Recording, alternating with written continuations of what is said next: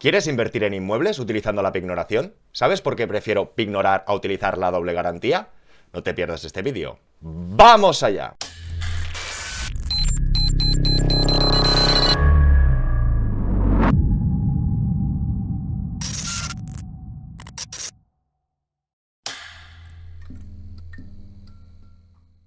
Hola a todas y todos, bienvenidos al Banquero del Pueblo. Recordaros que cuando lleguemos a 100.000 suscriptores nos veremos las caras. Y hoy volvemos a la carga con la pignoración. Veremos el caso concreto y práctico de un miembro del canal. Aquí nos daremos cuenta porque es importante ya tener los saldos invertidos antes de pignorar. Veremos la importancia también de saber cuándo hay que solicitar la hipoteca, si antes o después. Y por último veremos alguna ventaja que tiene pignorar respecto a la doble garantía. Empecemos. Comentaros que en contra de otras situaciones vamos a ver que el caso de hoy es un poco holgado. Es un poco holgado, quiero decir que tiene ingresos, que tiene ahorros e incluso que tiene patrimonio. Va a ser un programa un poco distinto y nos dará tiempo a hacer otro tipo de reflexión. Veamos el caso. Alberto nos comenta: compré un piso para alquilar el año pasado y lo pagué de golpe. Y ahora quiero comprar otro piso para alquilar y quiero financiarlo al 100%. Precio del piso pongamos de 50 a 70.000 euros. Tengo en la cuenta 50.000 euros, en acciones 23.000 euros, más el otro piso pagado que me costó 50.000. Bueno, y criptos que no creo que sirva para nada. Cobro 2.314 pagas, recordar ponderarlas en 12 meses, y el piso que tengo en alquiler me da unos 1.200 al mes y no tengo ningún gasto fijo que no sea gasolina, luz y vivir. Es decir, que tiene el otro inmueble alquilado, si le costó 50.000 y lo tiene alquilado por 1.200, entiendo que es por habitaciones. Y nos sigue comentando: mi idea es financiarlo al 100% y con esos 50.000 meterlos en un fondo indexado que me dé buena rentabilidad y genere interés compuesto. Entonces no sé cómo hacerlo de la mejor forma posible, si primero meterlo a un fondo de MyInvestor y pignorar y luego pedir una hipoteca, o cómo hacerlo. Como os había comentado, en este caso goza de ingresos, goza de liquidez y goza de patrimonio. Vamos a ver ese punto de partida y qué se puede y no se puede hacer. Sigamos. Punto de partida, es decir, tiene el piso A, que serían unos 50.000 euros libre de cargas. Tiene saldo en la cuenta de 50, acciones por 23, una nómina de 14 pagas de 2.300 y vive en una vivienda familiar, es decir, que no paga alquiler ni tiene otra hipoteca. Aunque no vaya a tener problemas de ratio de devolución, no está de más calcular su cuota o su ratio máximo. 2.300 por 14 pagas dividido entre 12. Nos damos cuenta que en vez de 2.300 serían casi 2.700. Y para cualquier entidad financiera limitado a un 35%, lo multiplicaríamos por 0,35, veríamos que no se podría endeudar más de 940 euros. Insisto, por los importes que comenta, a priori estamos lejos. Él nos ha comentado que no sabía si primero pedir el préstamo pignorado, después pedir la hipoteca, pero no solo es una opción. Podemos ver a continuación que hay 6 opciones diferentes. La primera de todas, comprar con cash a tocateja. Es decir, si tienes saldo en la cuenta y acciones, depende el valor del piso, 50-70, podría vender acciones y cuenta y pagarlo a tocateja. Lo veremos. Podría financiar, hacer una hipoteca de la vivienda, adquirir más cash. Perfecto. También podría hacer una hipoteca y en vez de poner su cash, como nos comentaba, invertirlo y pedir un préstamo pignoraticio. Cuarta opción, si nos comenta que tiene un piso A libre de cargas, también podría hipotecar ese piso y utilizar cash, hipotecar ese piso y pignorar. Y por último, aplicar la doble garantía. Hipotecaría el piso que quiere comprar y la diferencia o la entrada la hipotecaría del otro piso que tiene libre de cargas. Y partiendo de este último caso de la doble garantía es cuando vamos a ver la ventaja o desventaja versus pignorar. Cualquiera de estas opciones, pensar que es una hipoteca con un complemento. Ya sea un complemento que tú pones el dinero con cash porque lo tienes, o porque vas a buscar otra financiación que no va a ser el mismo banco que te va a buscar la hipoteca. Eso siempre va a ser más complicado, pero también se podría intentar. Pero a priori va a ser la hipoteca te la hace un banco y este préstamo pignorado te lo hace otra entidad. Tenemos que saber que la doble garantía va a ser un préstamo hipotecario, una hipoteca con 2 cargas. Pero una vez esté formalizado, de ese préstamo van a colgar la garantía de las 2 viviendas. Y no siempre va a ser fácil de cara al banco imaginar que compramos un piso de 100.000 euros. 70.000 euros el inmueble A, 30.000 euros el inmueble X. Todo el mundo seguramente en su mente dirá: hombre, cuando yo acabe de pagar de 100.000 a 70.000 euros, automáticamente ya tendré una de las cargas, uno de los pisos sin carga. No, no, no. Tenemos que saber, y si no ya dedicaré otra sesión para esto, que con la doble garantía coges los 2 inmuebles como cargas. Cada inmueble tendrá una limitación de responsabilidad hipotecaria. Si hemos dicho que uno cubría 70 y el otro 30, perfecto. Pero eso no significa que automáticamente, insisto, si hemos pedido una hipoteca de 100, cuando ya hemos pagado 30.000 euros, que recordar que por culpa del canon francés esa amortización va a tardar más de lo esperado, no es un cálculo lineal, cuando digas, no, ya debo 65, que nadie dé por hecho que la hipoteca o la finca cargada o la finca grabada con la hipoteca de 30.000 euros automáticamente se va a borrar. No, no, no. Es muy probable que el banco, si tú quieras sacar esa garantía, te haga una novación de todo el préstamo. Por lo tanto, cuando hablemos de doble garantía, está muy bien, hay una liquidez que nosotros no tenemos que poner en dinero, es decir, hipotecando aprovechamos dicha liquidez, pero tenemos que ser conscientes, ese inmueble libre de cargas, que vamos a hacer esta carga hipotecaria, que pasa o que no pasa. Es decir, no demos por hecho que al cabo de 2-3 años, cuando pague la hipoteca, ya podré disponer de él, porque nos tendremos que volver a pelear con el banco. En cambio, con la pignoración será otro préstamo alternativo, externo, que tú tendrás control sobre él. Tú tendrás la hipoteca por un lado y el otro préstamo por el otro. Cuando tú has recuperado 30.000 euros, ya decidirás tú si quieres matar el préstamo pignorado o quieres amortizar hipoteca. Pero en cualquier caso podrías matar la pignoración y volver a tener el dinero disponible. Pero insisto y me repito, en caso de doble garantía, una hipoteca de 100 con 2 cargas, aunque tú ya hayas pagado la parte proporcional de esas cargas, no significa que automáticamente te liberen la garantía de dicho inmueble o piso, sino tendrás que pelearte con el banco. Y en muchos casos, como estás cambiando la operación, como ese préstamo hipotecario tenía un número de contrato y tenía 2 fincas, 2 garantías, si tú quieres modificarlo, seguramente te harán hacer una novación. Por lo tanto, si hace un año o 2 firmaste un 1,5 fijo y ahora quieres hacer eso o renovar y quitar la garantía, te renovarán a condiciones actuales. Por lo tanto, igual te quedarías con un 3. Así que ojo, ojito. Por lo tanto, dentro de estas 6 opciones realmente tendríamos 3. Comprar con cash, comprar con doble garantía o cualquier tipo de compra estándar que complementamos con cash o pignorando.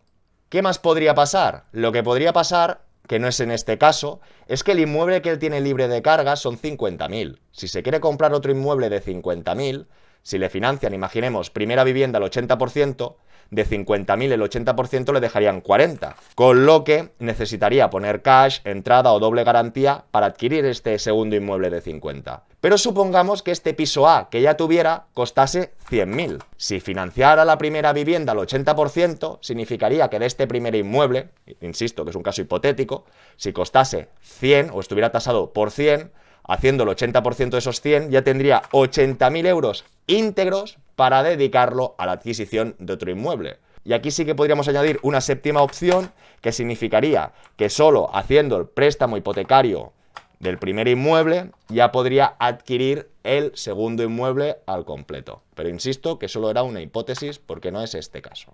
Dicho esto, encontraríamos diferentes escenarios para el préstamo hipotecario. Supongamos, ahora cojo el valor más caro, que va a comprar un piso de 70.000. La entrada, como él quiere hacer un préstamo pignoraticio y tiene ratio de devolución suficiente, él puede escoger qué es la entrada para él. ¿Lo que no financian de hipoteca más impuestos? ¿O los impuestos los quiere él pagar con cash y solo financiar la parte que no financia la hipoteca? ¿Me seguís? Es decir, aquí veríamos por un lado el importe con los impuestos. Si tuviera una hipoteca al 80% tendría que poner 22.500.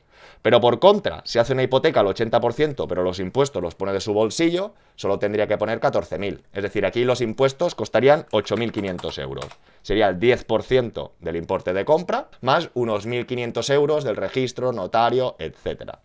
Dicho esto, viendo los diferentes porcentajes de hipoteca y viendo con impuestos o sin impuestos, nos daremos cuenta que si queremos hacer un préstamo pignoraticio, en este sentido vamos a utilizar la oferta de MyInvestor, que si recordáis pueden hacer fondos pignorados al 50% a un 3,5, y en la descripción os dejaré un link por si queréis abrir una cuenta con ellos.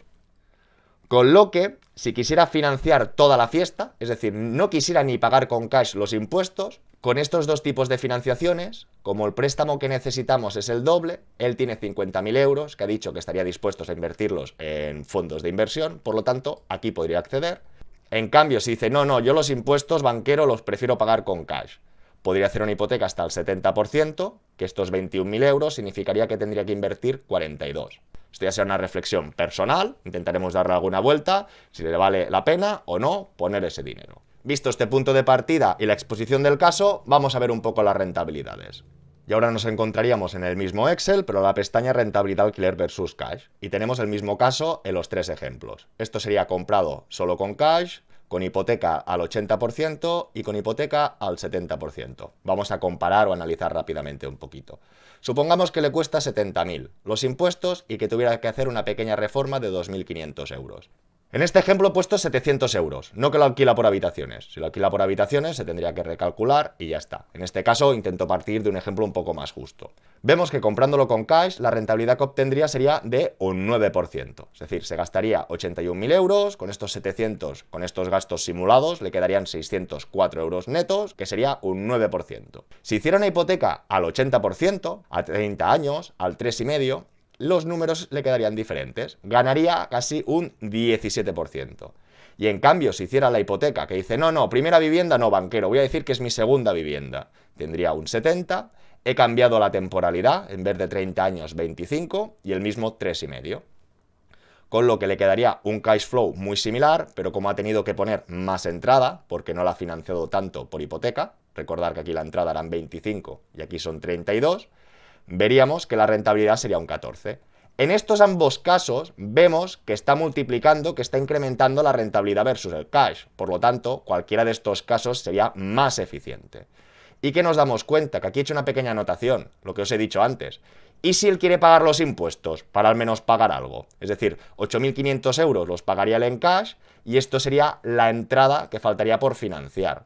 Como hemos dicho que quería pignorar, justo aquí debajo he añadido he añadido la cuota de un préstamo de 25.000 euros, lo que sumaría, es decir, serían 300 euros, lo podríamos comprobar por aquí. Como podéis ver, un capital de 25.000 euros al 3,5 a devolver en 8 años, por ejemplo, la oferta de MyInvestor.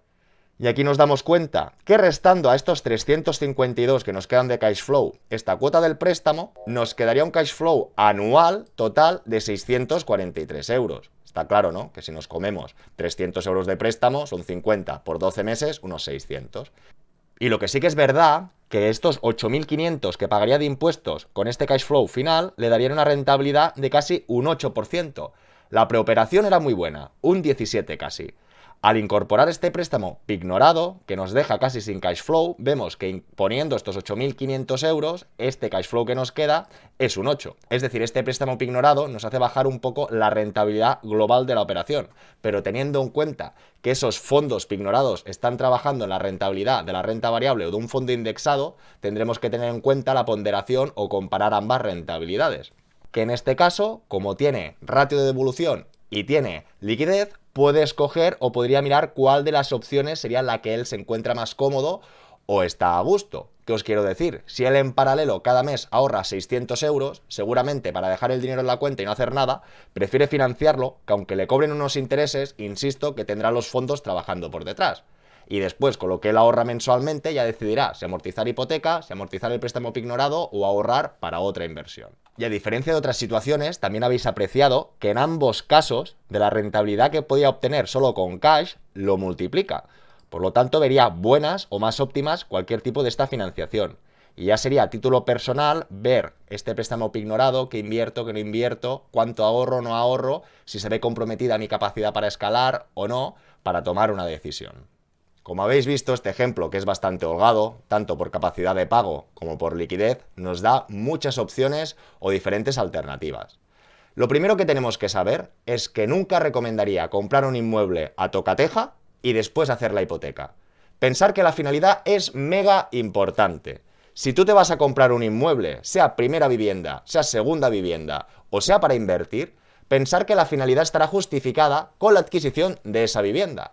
En cambio, si cualquiera de vosotros compra con cash un inmueble y después quiere hacer una hipoteca, no tendrá las mismas condiciones, no tendrá la misma facilidad y no será tan buena operación. ¿Por qué, banquero? Porque si alguien ha comprado un inmueble a tocateja y tú después quieres hacer una hipoteca, la finalidad de la hipoteca no es adquirir ese inmueble. ¿Por qué? Porque ya lo has comprado, que eso a veces choca un poco la cabeza. Si tú ya has comprado ese inmueble con cash, la hipoteca que te van a hacer después nunca va a tener ni el mismo tipo de interés. Porque si tú realmente vas a adquirir tu primera vivienda o una segunda vivienda para cubrir esa necesidad de finalidad de adquisición de vivienda, te van a poner un tipo de interés más ajustado que alguien que después quiera ese dinero reinvertirlo. Claro, no es lo mismo decirte, no, quiero comprar ese inmueble, que una vez has comprado ese inmueble, no, quiero recuperar ese dinero para comprar fondos de inversión. ¿Me entendéis un poquito? Aquí sería uno de los primeros consejos. La hipoteca siempre antes. Antes o mejor antes que después. Tanto por las condiciones, tanto por la finalidad y tanto por la facilidad de la concesión de dicha hipoteca. Lo segundo que hemos visto que tenemos que ir con cuidado aplicando la doble garantía, porque hemos aprendido que aunque tú bajes la deuda de la parte proporcional de esa carga, no significa que automáticamente el banco te libere esa garantía, esa finca o esa carga, como lo queráis llamar. En cambio, si se instrumenta con un préstamo pignoraticio, tú eres propietario de ese préstamo y ya decidirás si amortizar hipoteca, préstamo o no amortizar. Y por último, que aún no lo habíamos comentado, sería muy importante ya tener un bagaje, ya saber cómo va la rentabilidad de esos fondos de inversión. ¿Para qué? Para ponerle un nombre, para ponerle una puntuación. Como hemos visto, en este ejemplo, él puede decidir pignorar más, pignorar menos, pero ¿cómo sé que me interesa más o menos? Si tuviera alguna referencia de la rentabilidad que ya está obteniendo de sus fondos, se podría llevar una idea más aproximada de lo que está o no está haciendo. En este caso, tiene libre potestad o tiene demasiadas, incluso diría, opciones para escoger. Ya tendrá que hacer una reflexión propia, ver cuánto está ahorrando cada mes, porque quizás si él en paralelo está ahorrando cada mes 600 euros, igual sí que 100% le interesa pignorar los 50.000 euros de golpe y no gastarse ni un dinero de su bolsillo, ni tan solo para los impuestos. O quizás sí, o sea, son un poco reflexiones personales y bueno, hay que hacer un poquito más el plan o la estrategia a seguir. Espero que os haya gustado la sesión de hoy, si es así darle like y suscribiros. Espero todos vuestros comentarios y preguntas y nos vemos muy pronto con más y mejor. ¡Hasta luego!